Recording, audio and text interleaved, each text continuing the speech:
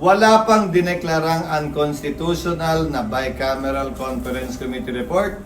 Wala pang dineklarang unconstitutional na committee report. Sa katunayan, wala pa yatang dinedemanda sa korte para ideklarang unconstitutional ang isang committee report o bicameral conference committee report. Ang dinedeklarang unconstitutional ay batas.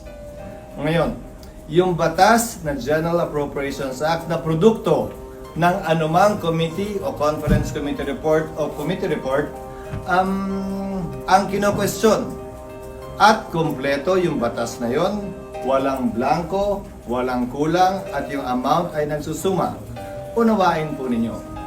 Ang budget ay may humigit kumulang 200,000 linya na may mga nakasulat na pamagat, titulo ng proyekto at amount.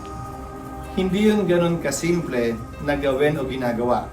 Kaya ang isa, kung mapapansin din niyo, pinakita nilang unang kopya na may pirma ako. Kasi yung nakikita kong kopya ngayon, wala na akong pirma, kaya hindi ko alam kung saan galing yun. Ay nakasaad doon na otorisado ang Committee on Appropriation and Finance na mag-correct, magpuno, maglagay, dahil posible na may nakaligtaan doon. So, sinabi din doon sa huling talata ng Bicameral Conference Committee Report, kapag may pagkakaiba ang GAA sa Bicameral Conference Committee Report, ang masusunod ay ang GAA, ang enrolled bill ng GAA.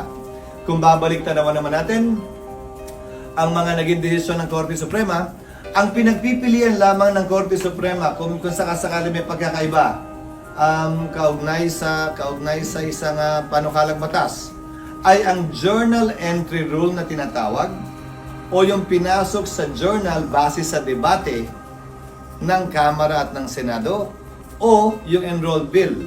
Ito yung pinirmahan ng Speaker, Senate President, Secretary General ng House, Secretary General ng Senado at ng Pangulo. Ayon sa Korte Suprema natin, sa mahaba at marami ng desisyon, ang susundan at sinusunod, kaya yun yung nakalagay sa Bicameral Conference Committee Report, ay yung enrolled bill. Yung pinirmahang bersyon ng batas ng Pangulo, ng leader ng Kamara at ng Senado at ng Secretary General ng dalawang Kamara. Yon ang mag-govern. Ngayon, kung may kulang doon, tama lamang na ito'y ma-question. Or, pag may nirelease dahil fill in the blanks yun pagkatapos, tama lamang na hindi i-release yun at hindi payagan i-release yun.